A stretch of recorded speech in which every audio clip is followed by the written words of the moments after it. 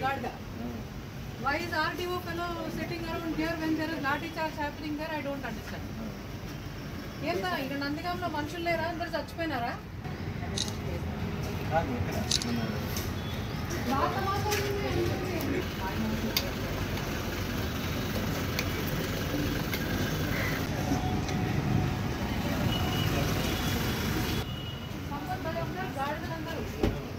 Why is Madi Tahsildar not in the location? I don't understand. Sand అమ్ముతున్నాడంట Garda. Why is RTO fellow sitting around here when there is lathi charge happening there? I don't understand. ఏంటా ఇక్కడ నందిగాంలో మనుషులు లేరా? అందరు చచ్చిపోయినారా?